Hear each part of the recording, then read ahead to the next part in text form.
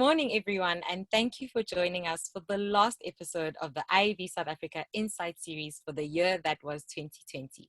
I am your host, Tshegofatso Phetlhe from the IAB Youth Action Council, and I must say, like probably most of you, I'm being chased by the monster that is year-end fatigue, but we hang in there and we are almost at the end, so hang on. On today's episode, we take a look at the future, 2021, which if we've learned anything from 2020, it's that nothing is impossible and to be specific. We were all screaming on the 31st, 2020, and not offering up a subline of what that plenty should be. So we've gathered a handful of the brightest minds in our industry to give us their very specific predictions and hopes for the year that will be 2021. I'd like to welcome our speakers for today, Cinman, CEO of VMLY&R, and Marie Hofinger, who is the Head of Product Strategy and Research at TU Incorporated, Noah Makholwa, who is Digital Lead for Nielsen SA South Africa, Karyn Strybos, Everlytic's Marketing Manager, and my fellow Youth Council member, Melissa Kariuki, Product Marketer at Google, and JD Engelbrecht, who is MD at Everlytic, who will be joining us for the Q&A. Thank you to all our viewers for joining us this morning, and a special thanks to our partners, Everlytic, GetSmarter, a brand of TU Incorporated, and Biz Community, who helped make this year's episodes possible. But before we get into the predictions of our panelists, we want to challenge you, our viewers, to share your predictions, and you'll see a poll that will come up on your screens.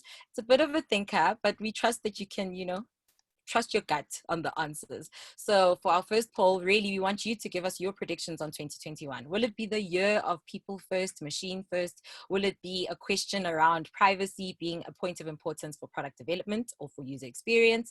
Or will the 2021 skills that we're actually going to build enhance your interpersonal and leadership skills or your voice note WhatsApp skills? Diversity and inclusion being always on or a trend, and digital marketing opportunities. We want your takes, so please do vote and we will give you those results at the end. I'll give you a second to also sort that out. Okay, cool. So first up, we explore the future of work with Anne-Marie Hofinger. Please, can you turn on your camera? Anne-Marie is the Head of Product Strategy and Research at TU Incorporated. She is tasked with overseeing the development, and she actually decides the short courses that will provide students with the skills they need for the future of work. Over the past nearly 20 years, she has worked in research, strategy, marketing, and operations across 4 different industries and on 3 different continents. Damn. Anne-Marie, hi. Hey, thanks for having me. No problem, take it away. Okay, great, guys. So first of all, thanks to the IAB and everyone here to listen to me today. I'm probably going to talk a little bit more about further than 2021, and I'm going to be a little bit broader than marketing generally. I'm really looking at work as a concept, so I'll try and draw it back to the marketing space, and I hope that you find it interesting.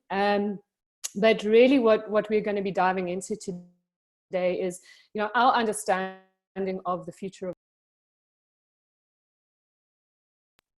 I'm trying not to unmute myself. I thought after doing this for 7 months, I kind of had got it right, but yes, we live and learn.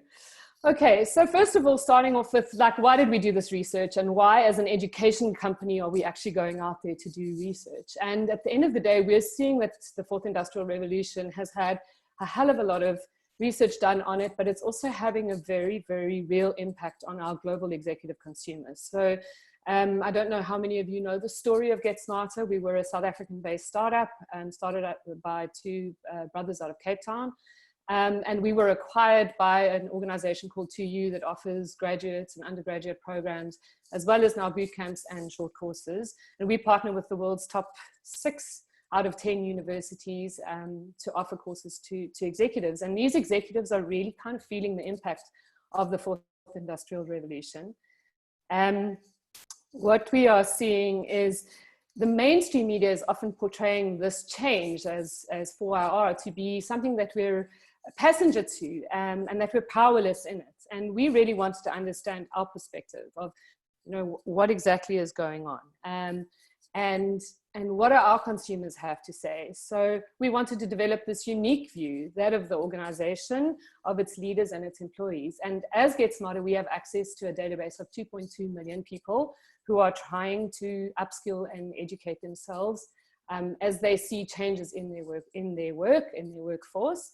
And that's what we went out and did. We asked a whole bunch of questions, and we actually got 8,000 respondents worldwide responding to the survey. So it's a massive, massive sample. We did 2 waves.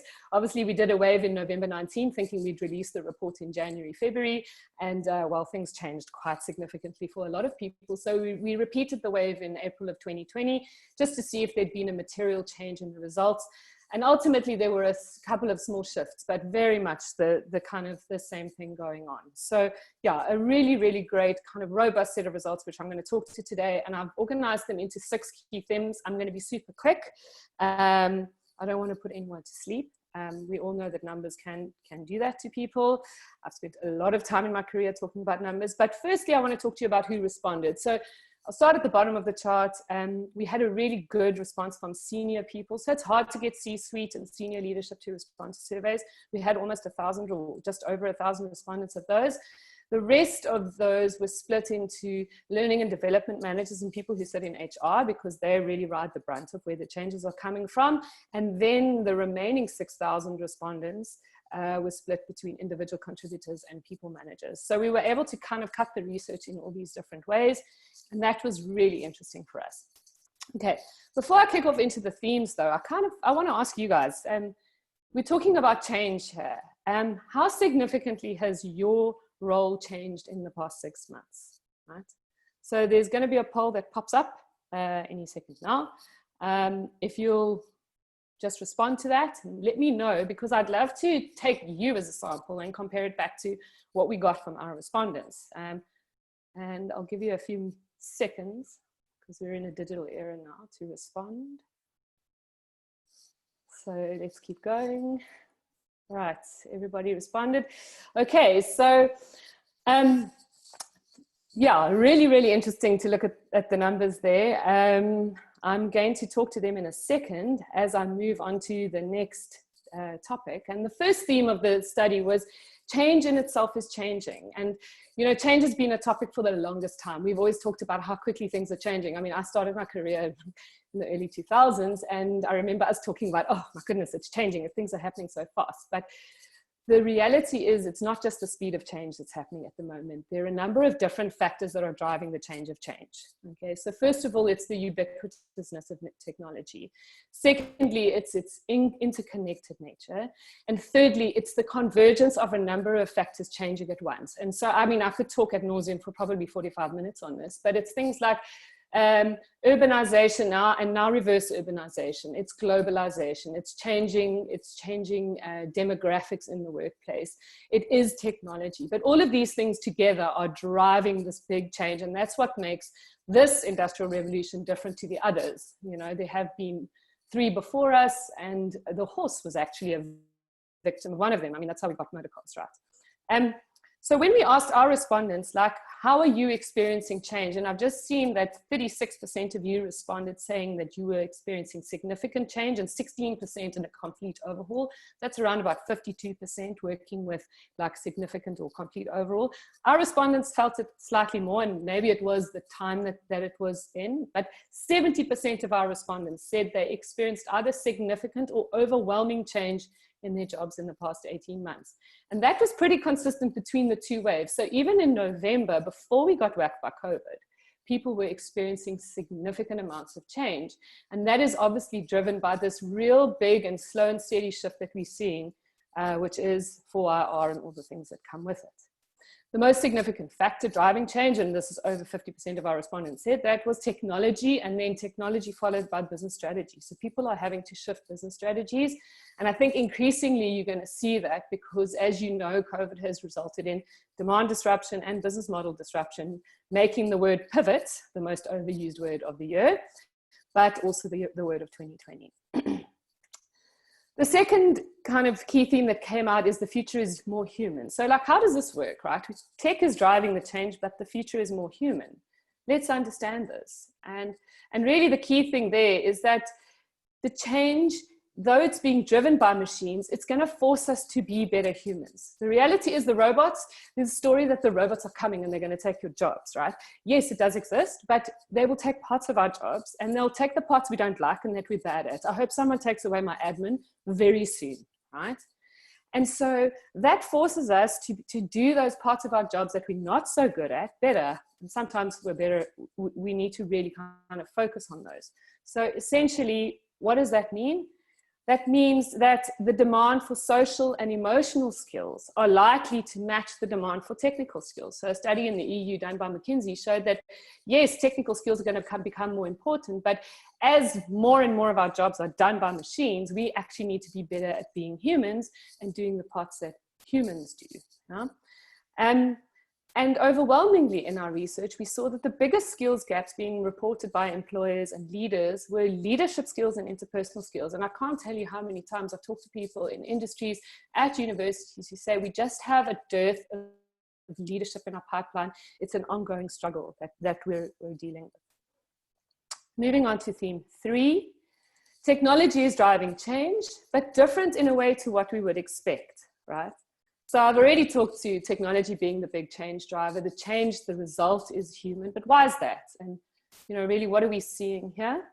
The first factor is, we said, yes, technology is the driver of change. And there are 2 elements to that technology, and we kind of put them under the bucket of technology, but you've got automation driving certain changes, and then you've got the bucket of technology, and you can almost split it into the doing and the thinking bits. So machines come along and they take over parts of your job that should have been mechanized and continue to be mechanized, and that's very prevalent in banking and IT, versus technology being the thinking bit. So this is where artificial intelligence comes in, and that's really prevalent in industries like education, real estate, but very much so in marketing.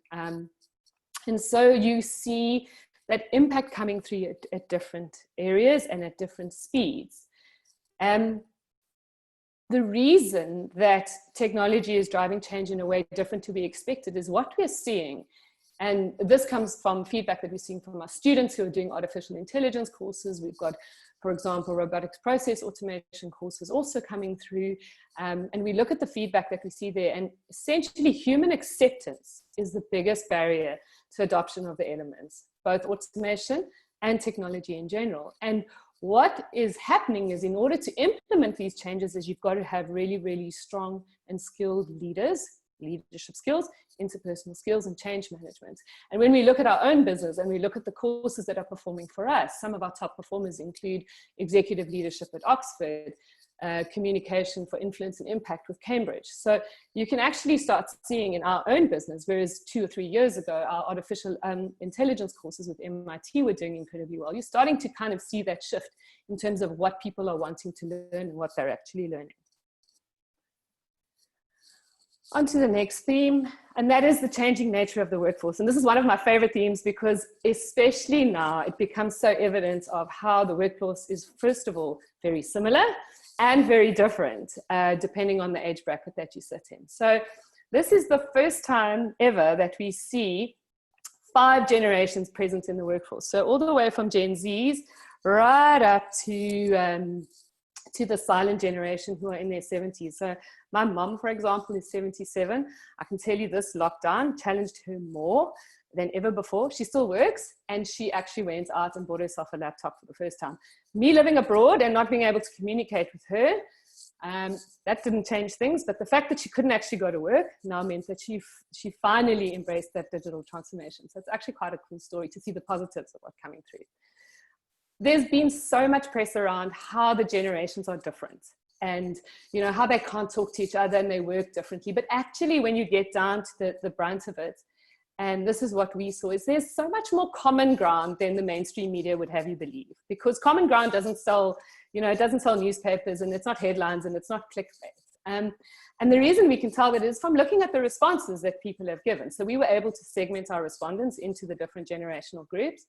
And when you look at how they've experienced change, all the groups really experience change in a similar way and to a similar magnitude. And, you often have this thing of like, young people can experience change easier, but actually at the end of the day, we all just don't like it. Humans do not like change, but we are very, very good at it. And that's why there are nearly 7 billion of us on the planet. It's also interesting to see, and we've subsequently done some more research that I haven't included in this, but to see how COVID has impacted the generations differently. So for example, you see how, boomers are feeling quite comfortable because look at the NASDAQ. It's doing really well. I think it's up 32% year to date. So their 401ks and their retirement plans are fine, and that's what they're worried about. Gen Xers are having a crisis because they are having to school their kids from home, and anyone who has children, when you're trying to work, just the two do not mix. They do not go together, right? Gen Zs are in survival mode because for a lot of them, they are sleeping and working in the same room, and there's often not a break, and you know there's really nothing else in their lives. So they have like a limited sphere of richness, and so that's where you can see how the different kind of impacts come into play. Where we also see quite a big difference is the divergence in the skills that people are looking for. So like, not surprisingly, boomers are needing to add technical skills.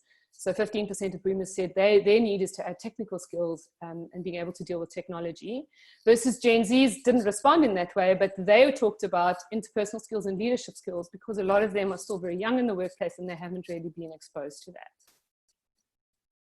Which leads me to saying there's been so much change, it makes sense that we see an increasing change in careers and something which we call skills displacement, right?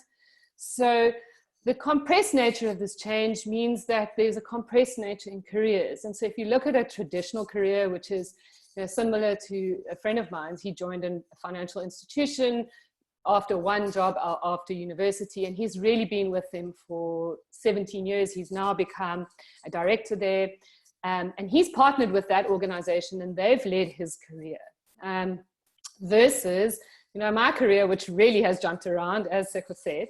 And I actually am very much in charge of my career. And so, you know, you've got this narrative of like, who owns the career? But overwhelmingly, what our research showed is that respondents agree that learning and development is very much a shared responsibility between employer and employee. The problem is that no one's really kind of talking about it. And also there's a bit of a disconnect in terms of what people are needing. So, you know, employees think that they need technical skills and functional skills, whereas employers are saying, no, guys, it's about interpersonal skills and leadership skills. The rate of skills displacement is also quite important. So skills displacement refers to how quickly the skills in your specific job are changing and renewing, and so how much work you need to be doing. So really bringing it back to marketing. 60% of the skills for a marketer have changed in the past 4 years as you see new tools coming in, et cetera, et cetera. If I just go back to even when I started and I was at university, the percentage of my degree that involved doing anything to do with data and analytics was limited to Stats 101, Stats 102 if you were 202 if you were clever, right? And then you get into the workplace and all of a sudden in the past few years there's tons and tons of data, yet you haven't learned to use data and leverage data and tell stories with data. And so, you know, that's a really great example of, you know, where we can start to see people really upskilling and needing to add in. And so we've got quite a large suite of data courses, data science courses, data science for data analytics for managers to be able to answer to that need. My final thing is the human adaptation to change. And I think this is the great human story. I mean, we wouldn't be here today if it wasn't for our ability to adapt and to keep moving. And so, you know, if you look at this change that's happening, what it is it's a little bit of a Fight Club moment. So we're sitting here and we're going, oh my goodness, the machines are coming, but we forget that we're the people that designed the machines. And so, you know, we have this ability to decide what the new future looks like and what tech looks like. So that human adoption is something that we can really control. I think for organizations, it's critical to be winning the talent war and engaging the right people. And one of the best ways to ensure your talent remains engaged is through learning and development. So, you know, 92% of the 8,000 people that responded to our survey said, yeah, absolutely. And that doesn't have to be through formal learning and development through a course. For example, that's only really about 10% of things. If you look at the typical model of learning and development, 70% is on the job, being given projects, stretch assignments, etc. 20% is social learning, which is difficult to achieve in this environment, and then 10% is more formal learning. For employees, I think we really have to shift to this focus of lifelong learning and showing the evidence of lifelong learning on our CVs or ongoing learning on our CVs. Our respondents, our hiring managers said to us that the number one thing that they look for on a CV is evidence of learning, ahead of depth and breadth of experience, which is really interesting, right? You know, if I just use a personal example, I've recently done some education, but actually didn't get to the point of even putting it on my CV because I thought my last job title and my depth of experience was important. And then finally, we also see that skills-based certificates, so the kind of certificates that GetSmarter offers from a short course perspective, are increasingly greater in terms of their signal value. And so where does this leave us? And to summarize, I've got really a model that we've built around skills, which is really interesting if you're into understanding skills and how they translate to the workplace. And it talks about the skills hierarchy. So we start off really at the bottom of the hierarchy, and there you've got your baseline skills. So in the past, your baseline skills were your functional skills. What did you go to university and learn, or what did you go to advertising school and learn, right? Actually, today it starts before that, and it starts with your digital capability and your ability to understand like a digital world. You then add your functional expertise on top of that. Then, when you start to become more senior and you progress, your ability to think analytically and critically is absolutely important, because that is where you can make decisions and you can start to allocate resources and scarcity, etc. And then finally, as you become and move into that organizational and divisional leader space, it's about, the interchangeable, either interpersonal skills, which is how you engage with your colleagues when you're more at an individual contributor level. And then when you move into an organizational leadership level, really starting to develop your leadership skills. And those are skills that you will develop for the rest of your life, because those are your human skills, and none of us ever becomes a perfect human, although some of us like to think we eventually do get there. And so you can continue to hone that. And if I look at the people that are getting onto our courses, so we've got an amazing course at Yale, for example, for female leaders. And though we get really, really senior women coming onto those courses, but they're still working at themselves and still building, even though they're very late into their careers. So in summary, and I really have word vomited a lot, but hopefully you'll be able to decipher what I've said. I think understanding skills renewal and remaining abreast with the developments in your industry, really shifting your mindset from siloed functions to thinking of like your skills as a box of Lego bricks, and you can take those apart and put them back together in a number of different ways. And that's really what allows you to pivot across industries. And it also makes you quite resilient in terms of when one industry goes down, particularly in times like these, you'll be able to pick up new jobs, etc., or also remain kind of really important to your employer. Understanding your personal skills hierarchy. So, you can look at that hierarchy that we've built and understand like there are weaknesses at different levels, and there's always opportunity to learn. And as I said, that learning doesn't necessarily need to be formal and paid for. It's something that you can seek out in your workplace, and it's something that you can continue to build on. It just requires that you apply yourself to it and you're invested in your own career, because as I said, we're moving further and further away from employers owning our careers.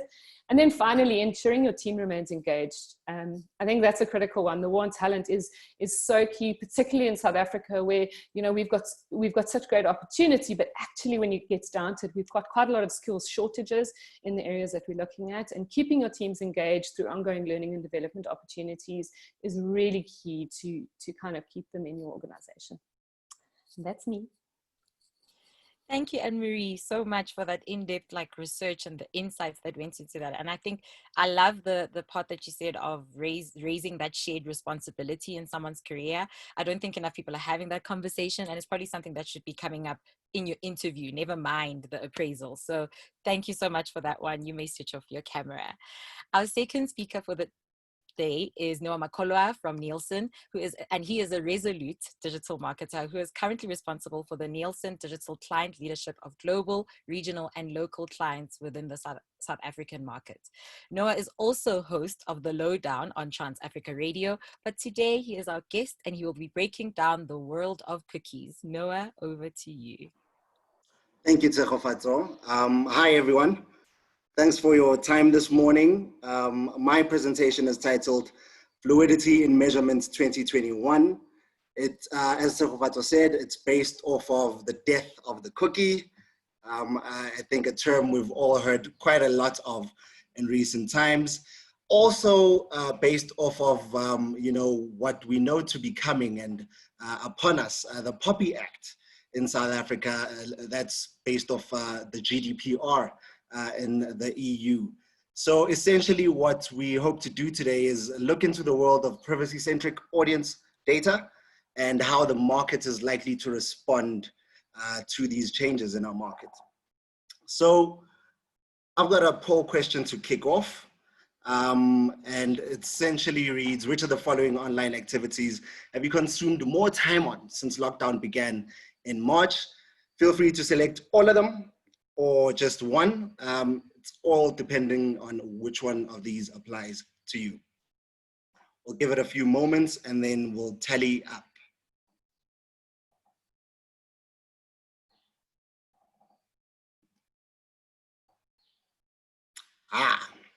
And this comes as no surprise whatsoever. Streaming at the top, online shopping, online gaming. And I see there's only a few gamblers on the call today.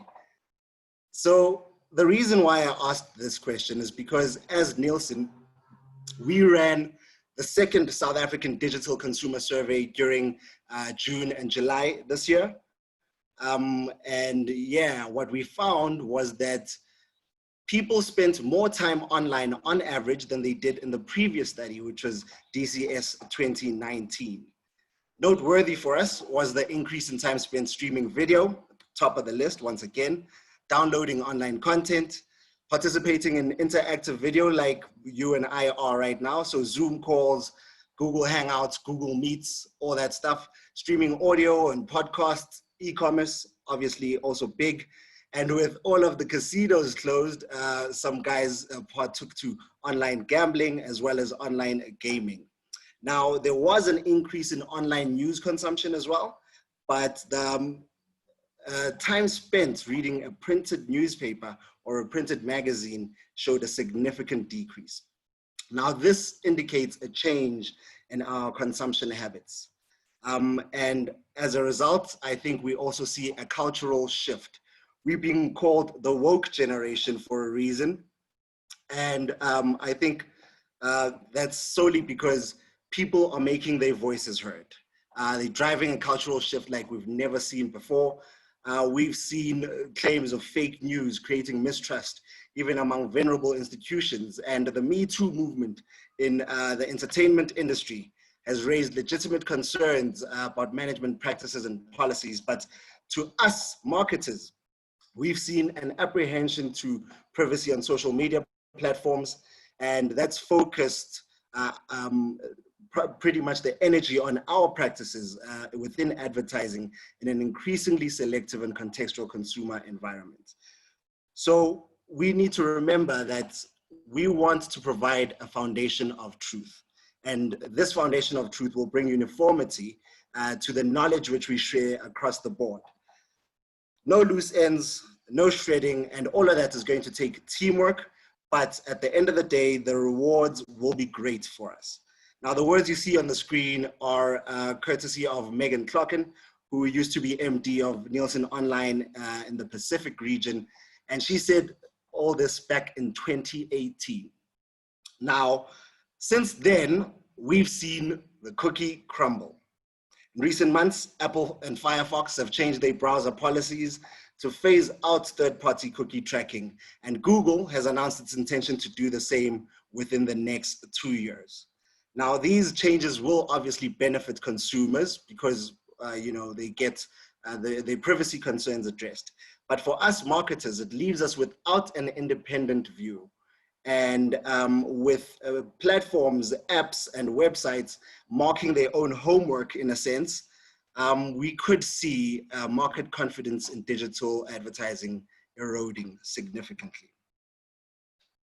So we have two sides of a scale which we need to balance here. We've got what consumers want, which we know is a great user experience, great content from friends, family, as well as the brands that they follow, relevant adverts, if any, and privacy. And as we saw in the previous slide, it seems that the platforms, apps, and websites are starting to deliver on what consumers want.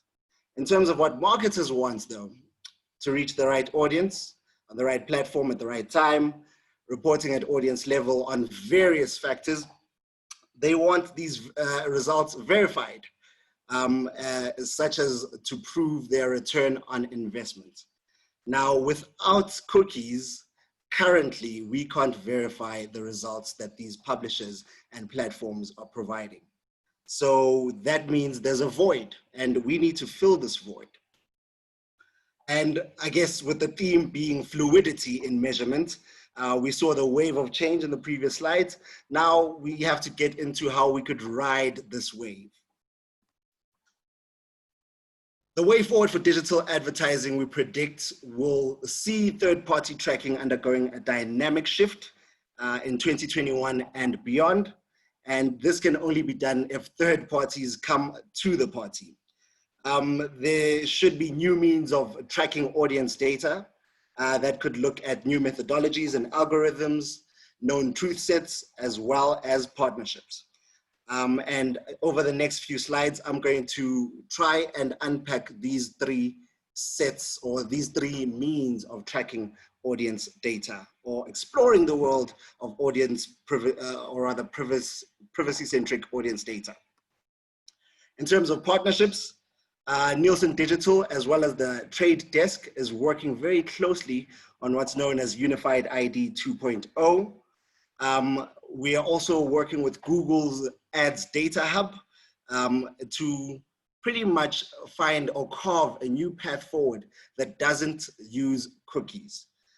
With Ads Data Hub and Nielsen, what we're doing is running a parallel measurement period, whereby we still have the cookie measurement, but we are also phasing in this new ADH methodology and comparing the results between the two methodologies of measurement. And this partnership is actually providing a good foundation for future-proofed measurement. And you will see as we proceed that there's many other partnerships which we think could prove very, very beneficial to the market as a whole. In terms of known truth sets, we understand that media will fragment and barriers to direct measurement will grow. So we will see the role of truth sets increase exponentially. As a result, we might have to rely from media panels or panels which we've ran in the past, as well as future panels to understand new behaviors and new norms. We might also have to rely on census data, which has got information on the people in the country, the people in the market, as well as, you know, their age, their gender, their location and things like that. That's a known truth set which could serve very well in us using these identifiers that are non-personal. And as time goes on, we'll need to develop new demo segments, as well as finding new sources of known truth sets. I've put their SVOD users, subscription video on demand users, as an example. We know that people on Netflix, people on Showmax and the likes have got distinct behavioral traits, which could essentially classify them as a universe of their own, or even as a segment within a universe. And this will help targeting in future, as well as reporting. In terms of new methodologies, we understand that as this digital advertising measurement evolves, privacy should be put at the center of design requirements and methodologies. And as such, we'll develop new algorithms, models, and deduplication methodologies that take into account what consumers choose about how their data is collected at a ground level. So at first, we can adapt how we measure using people-based identifiers that speaks to evolving measurement foundation. And I'll take this opportunity to shamelessly plug the work that the IAB is doing in terms of the POPI Act training manual and workshops, which I believe will be shared with IAB members during the course of this week. In terms of expanding how we measure, we can augment observation with unique data assets and machine learning. The IAB's Project Re-Arc, as led by the IAB Tech Lab globally, speaks to this. We do know that Renee Fowler from Dentsu is the SA representative within that space, and you know, there's great work being done there. And then in terms of strengthening consumer compliance, we need to build on existing frameworks and apply the same principles to expand our measurement inputs in this new fragmented world. Now, the IAB's gold standard is working to reduce brand fraud and affirm brand safety, also to strengthen our compliance with consumers. And I think if we do this, we then fill that void that we experienced as marketers. We are able to verify that what the platforms are saying is true, and we are proving the return on investment to marketers whilst remaining compliant with our consumers who want their privacy. Bringing it back home, at Nielsen, our new digital measurement will be underpinned by proprietary bias correction as well as calibration models and diverse third-party partner assets. There'll be a proprietary network of walled gardens and platform data providers with a global footprint that taps into our rich audience data. And this will help us capture volumetrics as well as demographics. We've got gold standard media panel truth sets as well as census data collection technologies, which will also feed into this engine of ours. A large ecosystem of publishers across the open web with scaled data. That's been augmented with Nielsen verified demographics as well, and some new privacy-centric audience deduplication methodologies, because that is critical. Now, all of these will feed into what we are going to be calling Nielsen ID. And we are prepared to partner with pretty much anyone in the market who shares the same vision for the future. As we build this new world that is without cookies. I thank you for your time, and I'll stick around for a few questions I saw pop up a bit later on. Thank you, Noah. This puts a whole new spin, I think, on the saying, that's how the cookie crumbles. So for me, that's a good one. And we do appreciate the shameless plug, but also just the insights into what other practices can actually be used to gain that information from consumers, but still maintaining their privacy. So thank you for that. You may switch off your camera. Thank you. Next up is Karyn Strybos, who is marketing manager at Everlytic. Karyn has over 15 years experience in developing solid relationships and marketing campaigns within agency and corporates alike. And she will be giving us some notes to put in our handbook on how to prepare for 2021 with communication in the new normal. Hi everyone, I'm here today to chat to you about communication in the new normal and some key trends to expect in 2021. Nobody could have predicted, although some say Nostradamus had an inkling, but COVID hit the world by storm and businesses had to adapt timelessly, changing strategies and putting together tactics that would help them survive the lockdown for as long as it lasted. Business communication became more important than ever before, and not just with your customers, but also with your employees and your shareholders, to explain what processes you were going to follow and what the next steps were. Marketing budgets were cut, and marketers had to do a lot more with less. So a lot of marketers ended up pausing AdWords and social media campaigns and focusing on more cost-effective channels such as email and SMS. So here are some of the trends leading into 2021. There is going to be a requirement for an internal communication strategy. If you think about how businesses have evolved already, a lot more are open to flexible working environments. In fact, KPMG recently did a survey with CEOs who said that they are rethinking the way that they work and communicate. 73% mentioned that working remotely has widened their talent pool. You no longer have to reside in Joburg to work at a company in Joburg. You could live anywhere. 69% said that they'd be downsizing office space. So the real challenge here is, how do we still build an engaged employee base when we aren't necessarily at the office together? And even if you take 50% or if your workforce works 50% of the time in the office, you potentially are losing 50% of your culture that you've spent so much time building up. So we really need to start thinking about this moving into 2021, and I would strongly advise that you start planning your internal communication strategy this side of the year to kick off immediately from Jan. You need to also make sure that you are including all types of employees, whether they are visually or hearing impaired. Your communication strategy needs to be able to keep them updated. Increased focus on privacy and security. POPIA is not going anywhere, guys, and I'd really like to urge you to make sure that you're educated on the topic. There's a lot of miscommunication out there, and if you visit the Everlytic website and you go to the marketing guides page, you'll be able to download a PDF, non-legalese, that explains to you the couple of steps that you can do right now. The IAB also has training that you could attend, but here's in a nutshell a couple of points. You really need to understand where you got your data from, whether that consent is valid, and what channels they have agreed to be communicated on. You need to have a privacy notice. I need to understand exactly what is going to happen to my data.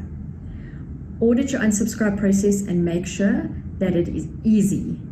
Easy to unsubscribe is very key. And then train your customer-facing teams. It's not just your sales team that need to understand this, or your relationship managers. It's your billing and your support teams. Every single person that interacts with a customer needs to understand about privacy and security and how to keep that data secure. Which leads to my next point, securing your data. So make sure that your data is secure, and also document the steps that you've taken in order to be compliant. So if the regulator ever does approach you because of a complaint, you can say, these are the steps that we took, so that they can see it's not negligence. And then finally, find the right communication partner like Everlytic, which it gives you the tools to be POPI compliant, as well as a secure platform to house your customer data.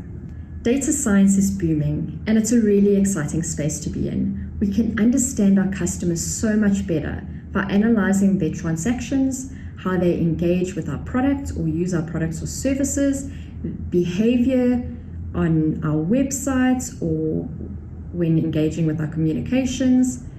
We can get info from them via feedback surveys, which is really, really key. I think we should continuously, at least twice a year, be asking our customers, engaging with them, are you enjoying the product or the service? What could be better? How do you feel about things happening in the market?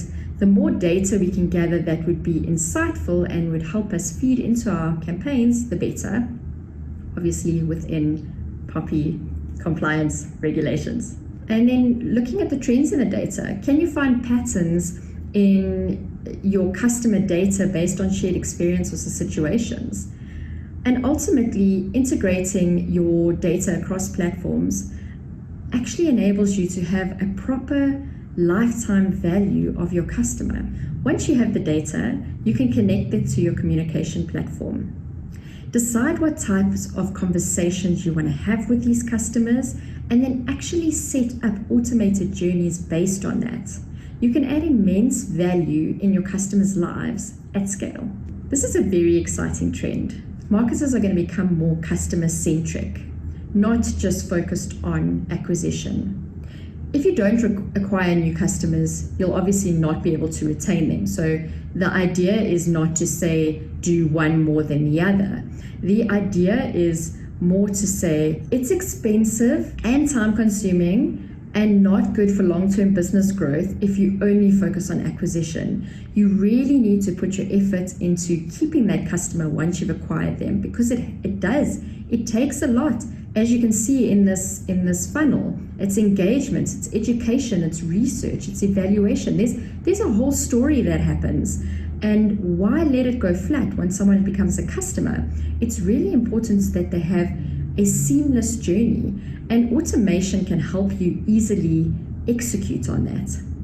You want to be able to upsell and cross-sell. You want to be able to create loyal brand advocates at the end of the day. This then leads to more meaningful experiences for customers, which is key. Relevant, personalized experience is really what's going to set you apart in 2021. And according to Statista, 90% of consumers find personalization appealing. 71% say that a personalized experience would influence their decision to open and read brand emails. And 93% of companies have actually seen an increase in conversion from personalization. But it would be a very tedious and admin intensive thing to do if you're doing it all manually, which is possible, but like I said, time consuming. So this brings us to the next trend.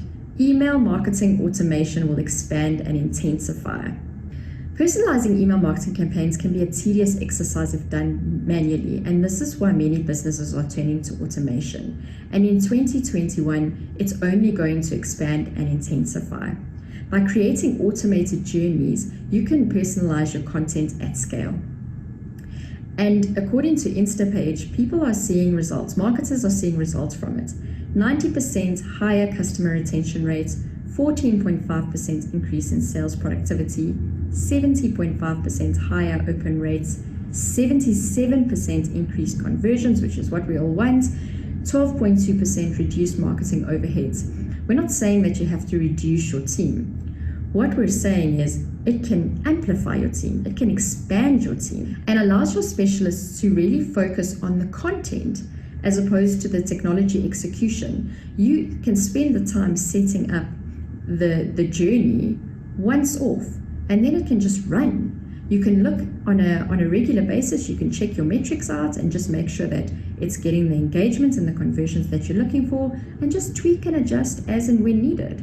152% of marketers are seeing higher click-through rates from automation. So why do we care? Why do we need to care? Why do we need to adjust to these new trends that I've just taken us through? Happy, motivated, and inspired employees will drive business excellence. And competition is fierce out there. Customers expect nothing less. They expect a personalized experience, they expect transparency, and they expect integrity. But it's really hard to do this at scale without the help of automation. Customer retention leads to cost efficiency. Acquiring a customer can cost 5 times more than retaining an existing customer. So we need to have a strategy to ensure customer retention. 2021 will be the year of people first. The more we understand about the type of information our customers and our employees need, the better we can serve both of them. And how do we do this? We utilize the data that we have, and then we communicate on the preferred channel of choice, and we use automation to help drive efficiency. It's going to be an exciting year. Good luck, everyone. Thank you. Thank you, Karyn, for that deep dive on just how to add that immense value to our customers from the better analysis of the data, but also something that isn't heavily skewed, towards acquisition, but actually towards personal experience. To all our viewers, please do share your questions in the Q&A panel below. And if you have any for Karyn, JD Engelbrecht will gladly answer them during our Q&A session. Up next, we have our keynote speaker, Jared Cinman. Please turn on your camera. Well, you already have. Welcome. What a glorious background. Sorry. Yeah, there's a long story there. Jared is current CEO of VMLY&R, and he started his career dominating the web development industry in the late 90s. Then he went on to merge companies such as Cambrians into Native, which then became Native VML in 2013, and now VMLY&R in 2013, and then VMLY&R in 2018. Over this time, he also co-founded the IAB South Africa as chairman, and he now serves on the board of the Luries. And amongst all of this, he also finds time to reply to his emails. Hi, Jared, how are you? And I have a 1-year-old now, which is the biggest problem in my life, actually. My goodness, your life is working. Yeah, cool. Well, thanks for inviting me. I love talking at the IAB. Obviously, it has a very special place in my heart. I don't have any slideware for you today, so we can all take a visual break from PowerPoint. So I guess in the short time I have, I really just wanted to talk about what I call the morning after, which kind of feels like that's the general vibe I'm getting in the industry and in the world. It's the morning after. Trump is defeated. He's on his way out of the White House. We're almost at a point where we have a vaccine for COVID. Ace Makholwa is in court or in jail. Jacob Zuma has bought a ticket to prison, this time for less noble reasons than the last time. And, it does actually feel like we're kind of getting out of something pretty traumatic when you think about everything we've gone through over certainly the last year. The reality, though, is that, like all hangovers, there's a headache to contend with. And I think the headache is an economic one more than anything else. You know, I'm not going to rattle off a million stats, but, you know, 400 million jobs have been lost around the world. You know, there's been a 5 to 10% reduction in GDP, and in South Africa, our economy shrunk by 50%, which is an absolutely terrifying number if you're in any kind of business. I think the fact that most of us aren't moving around as much means we're not seeing as much of that economic catastrophe as is out there. But I think that we all have a very, very steep hill to climb. And the truth is, a lot of estimates are that we'll only be through this properly by 2024. You know, that's a long time to pace yourself and imagine waiting for growth and for a return to normality. So I think we are out of a lot of the danger zones in terms of the damage, but it's kind of like the hurricane has passed over and we're now picking up all the bits and pieces and having to rebuild our lives. But I think, you know, in the digital industry, we're in a slightly different place. And I think that's why I'm able to strike an optimistic note to some extent today, because I think that I just picked out 3 areas to chat about where things have actually improved. Things have gone our way to some extent. As someone who's been in digital for a very long time, in the digital kind of industry in various forms, we've spent, you know, decades telling people that this is going to be the year of digital, or this is going to be the year of mobile. But I don't think there's going to be any debate that this was, in fact, the year of digital and the year of mobile.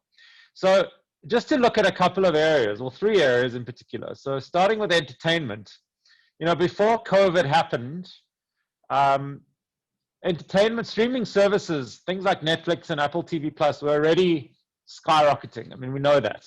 But they have doubled their viewership this year. And the global gaming market, for example, has hit $170 billion, which is also a 30% growth year on year. And now, you know, not all of that's going to stick as people go back to their normal lives. Some of them will watch streaming video less and play online games less. But the reality is, because a lot of these are subscription services, and trial is such a big part of getting people into subscription services, the reality is new habits have been formed, and a lot of that gain is not actually going to burn away. It's going to stay, and people will have learned.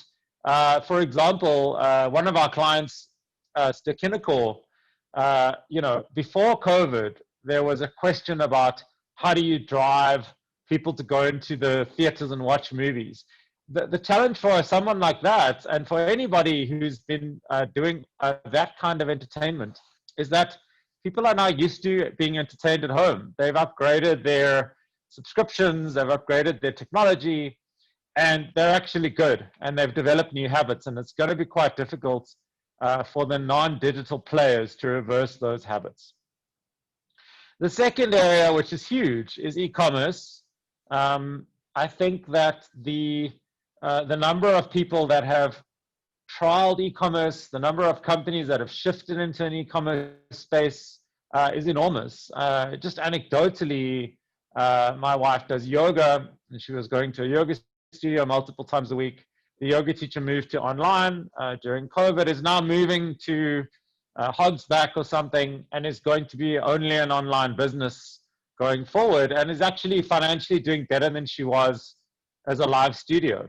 So Statista says that e-commerce sites went from about 14 billion to 22 billion visits during the course of this year, and that in South Africa there's been about a 25% year-on-year increase in e-commerce revenue. And I mean, that's a very large number by any business standards, especially in a year where people are financially constrained, and where a lot of the country doesn't even have access to use e-commerce. So obviously, you know, I don't want to sound like the typical digital guy who claims that digital is everything. We know that digital revenue and digital commerce are always going to be a small percentage of the total revenue made in the country, because of how many people are not online and how many people are not necessarily using e-commerce facilities. But I also think that in itself is exaggerated. Like, the number of people with a smartphone in their hand right now The very innovative products you're seeing from the cell phone companies in terms of mobile money, as well as the shift of very ordinary brands like Checkers and Pick n Pay into e-commerce. I honestly think that it's not as big as digital people will tell you, but it's also a lot bigger than kind of digital doubters will tell you. And I do think it's been a bad year for the digital doubters, 2020. And then the last point area is work. So I think the last panelist mentioned it, is that, you know, work habits have changed completely. Microsoft Office reached 250 million users, which was a 21% increase on last year by mid-year. And Microsoft Teams, whether you love it or hate it, has doubled its usage to 75 million active users. And that was just in 1 month, from March until April. I'm sure it's continued to escalate from that. And again, not everybody's going to work remotely. Not everyone wants to be on a screen all day long. But it's obvious that people have found a way of working which at least works for them some of the time. Survey after survey is showing us that nobody wants to return back to the 5 days a week office situation if they can choose. And I think that if you look at, for example, business travel, it kind of seems crazy that, I mean, I would get invited to a one-day meeting in New York and have to fly across the world. It would cost, you know, whatever, 100,000 Rand by the time you'd had flights and travel and stuff built in. No company is going to want to put that cost back onto their income statement if they don't have to. And so I think that you're going to see, I mean, we've lost half of world airline travel in 2020, and I don't think it's all going to come back. And certainly leisure travel will, but I think business travel is going to change a lot. And I think that companies, I've been surprised, a lot of our corporate clients are being more aggressive with work from home than agencies even are. And I think it's obvious why. You know, running a facility like a massive office, having everyone fight over air conditioning, having to pay for parking space, all of that stuff actually is stuff we can happily leave behind us. And I think we all have a need for social connection, but I don't think that the traditional office space has really been serving us for a long time, and this has given us a way out this year. So if you're in digital marketing and you're in the space, what does that mean? Well, I think that it's actually pretty good news for us, because a lot of the disciplines that were very arcane and very peripheral in our mainstream, I've never heard more clients asking for digitally led thinking and digitally led work. I've dreamed of this level of engagement with an agency like ours, which has such a deep roots in digital for my whole career. And I think that you're seeing clients and brands open to experimentation with automation, with digital tools, with technologies and platforms that they just wouldn't have tried before, purely because the audience has moved there. I think the problems in our sector are under the spotlight. I think measurement is that sort of double-edged sword. We can measure a lot, but often what we're measuring is not true. The fraud in the ecosystem is a huge problem. The IAB does a lot to try and combat this, but to be honest, you know, you're up against organized crime, and it's very difficult to beat them. But the reality is that, you know, that's a problem we have to take seriously. We have to grow up. I think that digital has this youthful image, which is nice. But actually, if we're going to handle big money, we're going to have to do it with a lot more credibility and grown-upness. I think privacy is a big challenge. You know, PAPIA, which is a law that seems to gain a letter every time we talk about it. But that is a massive part of the legal compliance, but that's not, you know, that in and of itself is not showing a commitment to privacy. And neither is the kind of very light touch that a number of social media and content networks are doing around truth and around the spreading of misinformation. I think, you know, digital is both done fantastically. It's also tarnished itself quite dramatically in the last few years by becoming a super spreader for lies. QAnon, we are ignominiously fortunate enough to have the person who started it in our country And I think it's just an example of the dark side of the internet that we're all going to have to deal with. So I said in the article I wrote for this conference that the IAB is the most important advertising body in this country now, and I really do believe that. I mean, I've kind of always believed that, but I certainly believe it now, because so much focus is on digital and because the work to do is complex. It's not a simple job to figure out a territory that's as complex as ours, and every day new things are added into the digital ecosystem. So yeah, so I think the challenge for us now is to try to capitalize on this year, to try to double down on the gains that we've made in certain sectors of the population. The reality is that digital is still an elitist medium. When stats are quoted about internet access, a lot of it is WhatsApp usage and things like that, which are not actually the internet per se.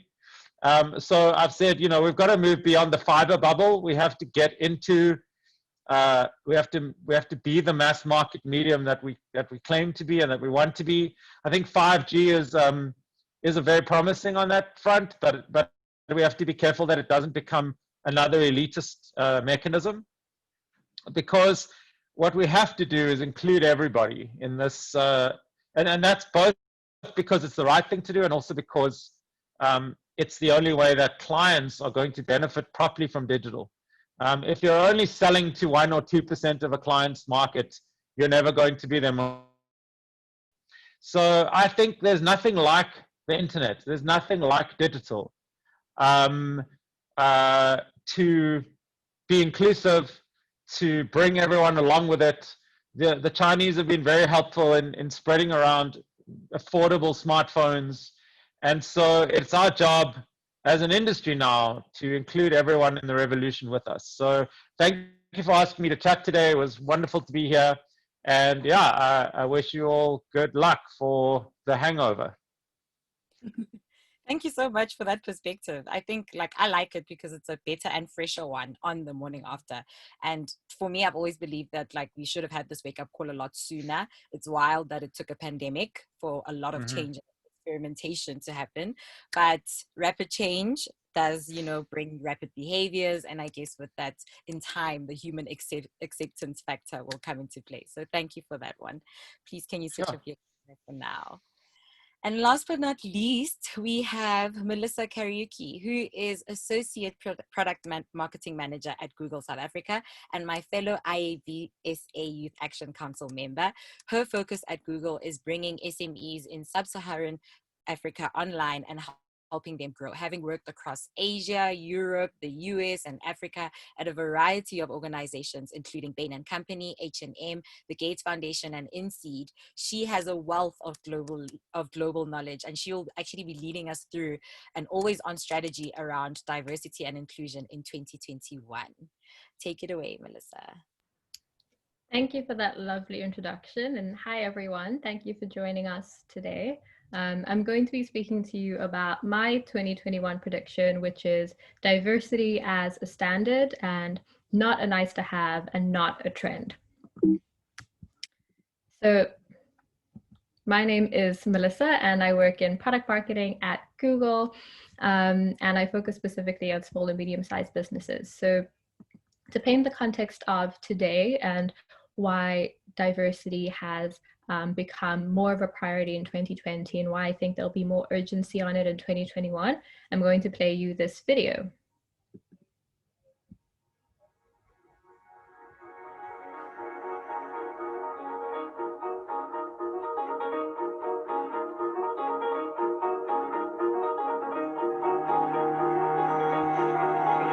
Unarmed African-American man who died after being handcuffed and then pinned to the ground by Minneapolis police. Slavery ended in 1865, I think it evolved. These are real people. These are real fathers and mothers and brothers and sisters and sons. No, shoot! We don't want another hashtag. We don't want another video. We are tired of our people dying. They're not going to do this to us anymore. While he was jogging through this Brunswick, Georgia neighborhood in February. I've been getting pulled over by the police. What crime have I committed, sir? This is something that's central to our history. we have always criminalized and demonized Black people. Hard to deny this legacy of racial inequality, slavery, and lynching, and segregation. And this is normal or acceptable. There is a better way. Don't just let us be the only ones fighting for our lives, because we're all human. Your privilege can be used as a voice when our voices are not being heard. Teach them to see the humanity in all people. Help them know that they can act now. They don't have to wait till the times to speak out against racism. Justice Initiative, Center for Policing Equity, NAACP Legal Defense Fund. The sense of the economy and use the power of your dollar. Work matters. Our mental health matters. When we say Black Lives Matter, we mean all Black Lives Matter. We're in this way together. It's all intersectional. We are uprising for Black life!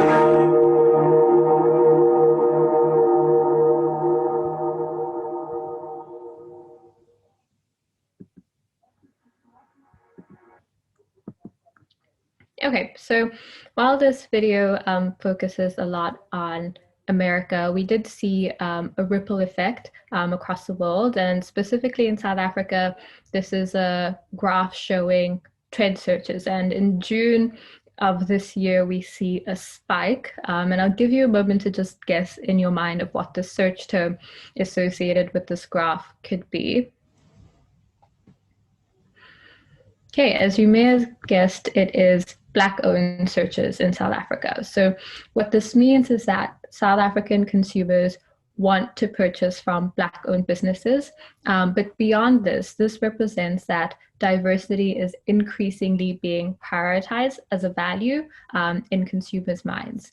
And, you know, given the demographic of our country, this makes sense because 75% of our population is Black. So consumers wanting Black-owned businesses, consumers wanting to purchase from businesses that respect Black people and value them is sensible. But then you might be wondering, if the majority of our population is Black, why do we need to think of diversity actively? Why is it something that needs attention and consistent effort?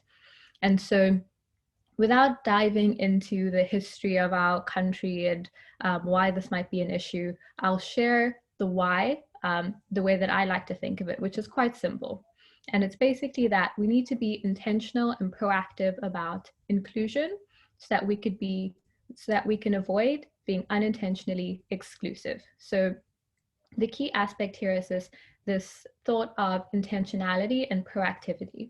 And a great example of this is the debacle we saw with the local South African brand earlier this year when they basically described Black natural African hair, like I have myself, as dry and damaged. And what we saw was an uproar from consumers saying that we're not going to tolerate this. There was a movement to cancel that brand. You know, they had to shut down stores, and you know, that could have come from just not being intentional, proactive about this, right? And what's interesting is that in South Africa, 2/3 of businesses are Black-owned, but because of the way our country is structured, 1/3 of the businesses that are not Black-owned, that's where all the top businesses lie. But what this means is that if those top businesses don't actively prioritize diversity, if they don't improve, then consumers are going to push back, and then these other Black-owned businesses will have the opportunity to rise up and take their place. So I think there really is this pressure of adapt, be diverse, or die, or as they would say on Twitter, or be cancelled, right? So now that we understand the why, let's look at the what. So what is diversity? What is inclusion? What is equity? And how do they all fit together? So diversity is really about variety. So do you have a range of races, genders, sexual inclusions represented? And then equity is about ensuring that all those different people have equal opportunities. And then lastly, inclusion, as this lovely icon represents, is about ensuring that everyone has a sense of belonging and feels respected and valued, right? And then that is on the definition side, but in what areas does this really apply? So I've outlined 3 key areas. So the first one is your workforce and your suppliers. So the people that work for a company, are they diverse in perspectives, in backgrounds, in race and gender, etc.?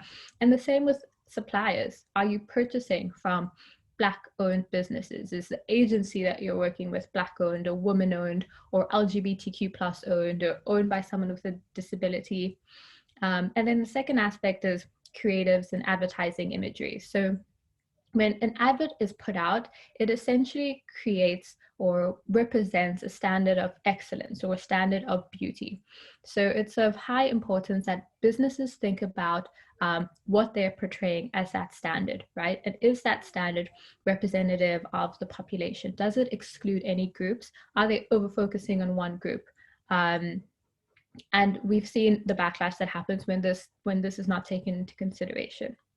And the third item is products, right? So when products are being created and designed, it's important to think about diversity, equity, and inclusion. And going back to the definition, thinking about the differences of all those people and how that might affect the way that they interact and engage with this product, and making sure that it's designed to embrace those differences and still allow those people to use the products effectively. So for example, a company creating a camera that uses AI technology to recognize a face. Does that technology work? Was it tested on both white people and people of color? That's an example of making sure that your product is inclusive. So now that we understand the what, let's look at the how. How do we actually implement this? So I put together this list of five ways to think about it, or 5 checkboxes to tick. So, I really think that it's important to think about diversity the way that we would any other business challenge. So the first thing is to make sure that you have clear goals. So if you go back to the 3 areas where DEI applies, that's diversity, equity, and inclusion. If you try and identify the gaps of your business, so you look at your workforce, your suppliers, your products, your advertising imagery, and then from there, based on the gaps, you can identify clear goals. Once you have goals, you then need a dedicated team. So who is going to work on this? And then an action plan. So what exactly are they going to do, in what time frame? And then the part that I think often gets overlooked is making sure that there's rigorous review and that KPIs are tracked. So just like any other business goal has metrics attached to it, or targets and timelines, diversity goals need to have the same. And then lastly, I like to think of these 2 overarching principles that encompass everything. The first one being transparency. I think it's important to be clear about where the business currently is and where they're trying to be. So for example, Google always releases its diversity reports that show what percentage of people working at the company are women, are Black, are Asian, etc. And then the other second principle is shared ownership. So I think for too long, diversity has been something that is left to one department or a chief diversity officer, and it's seen as something that's separate and on the side, and the responsibility of one person or one team. But for it to really be effective and for it to be achieved, it needs to be shared across all members of the organization. So ideally, this can be implemented by every person at the organization having a goal related to promoting diversity, equity, and inclusion. It doesn't have to be a large metric. It could be something as doing a training or deepening their knowledge or their education, but everyone actively thinking about it and having one goal in their KPIs or OKRs that's related to diversity. And then lastly, I'd like to end by saying that, achieving diversity, equity, and inclusion is a marathon and not a sprint.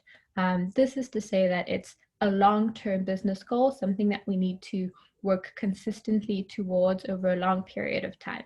So thank you, and I look forward to engaging with you more in the panel. Thank you so much for that, Melissa. And what I felt from that video is that it actually portrayed how a raised consciousness that was only limited to those who experienced like prejudice and discrimination became a consciousness that everyone was starting to have just from the questions that they were asking. So we really, really appreciate that. And even just those steps, it starts really building into how we should all be having that, and it should be a company-wide situation and not left to one department. Melissa, please can you turn your camera on? And I would also love to ask all of our panelists to also turn their cameras on, as now we are moving into our Q&A session, and the same goes for JD. I hope he's still with us. Yes, JD Engelbrecht. So Jared had to unfortunately leave us, but I think we have enough of our panel still here that they can answer all of the questions. Welcome back, everyone. And for our first question, this one is from Candice Goodman. And this one goes to, apologies, oh, sorry. This one goes to JD. And the question goes as, can you comment on the use of email with the lower income consumers in South Africa with respect to devices they read email addresses on and data usage? Are there stats on how many have email addresses? What is your take on that? So Everlytic is in a fortunate position to have quite a substantial market penetration in the country. So we sit on a lot of data with data processor, of course. It's not our data, it's our customers. But to do an analysis like this, we would first need to understand who are these people who are, it needs to be identified from a consumer level. So the short answer is no, we don't have any hard data on it. I definitely think it is a study worth doing to inform our customers what that is, because it is a difficult insight to get to, and we are well positioned to do so. So definitely putting that on my list. But intuitively, I would say that email is a medium that as old as the internet, and whilst we work on productivity machines, laptops and desktops, email will persist as a communication channel, and it is associated more with I would say, formal employment sector, and SMS remains a really good mechanism to reach people who don't have access to data. So we're seeing a persistent trend in customers investing in SMS because it does work, it does scale well. And then automated voice is also a service that we recently launched, but that's also a good way to reach your audience when data is an issue for you. So the summary of that is that we'll definitely go and do something. I think it's a really interesting study to do, and the market would find a lot of benefit from it.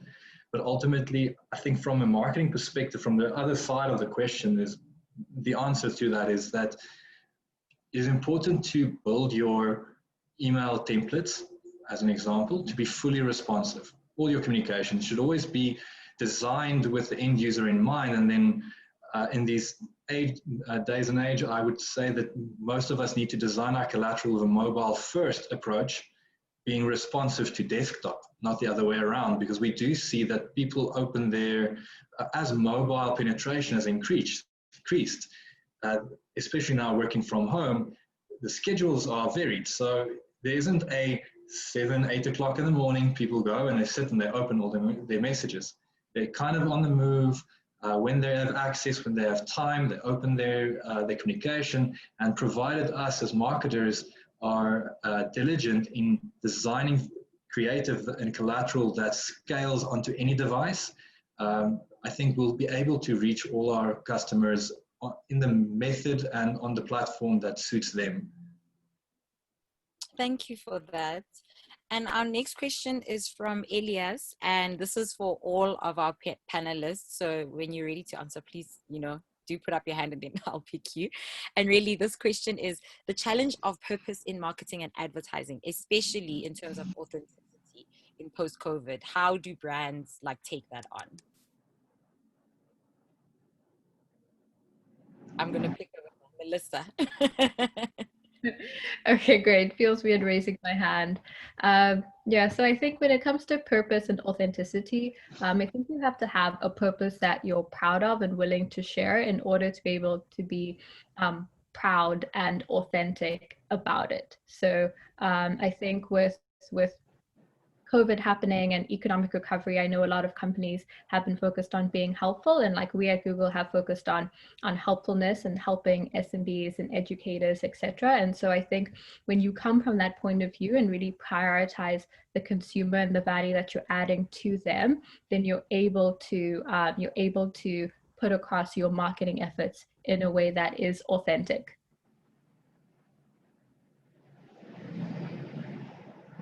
Cool, thank you for that one. Next question is for Noah. With the increased rates of organizations migrating to the digital environment, there's also been an increase in the rates of cybercrimes. We also need to be having the conversations about how as digital marketers, we can help our clients build secure digital platforms like e-commerce sites and websites. The compliance of the POPI Act has also become important, but are we talking about that enough?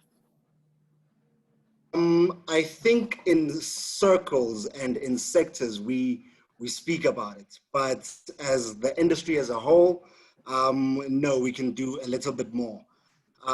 In terms of helping each other build secure e-commerce platforms and digital advertising platforms, it's going to relate back to, I guess, my presentation on partnership and adopting new technologies that allow us to look at things like fraud and look at things like compliance, because there's so many tools out there in the market that are being adopted by primarily advertisers that measure fraud, that measure SIVT and GIVT, or general invalid traffic and sophisticated invalid traffic.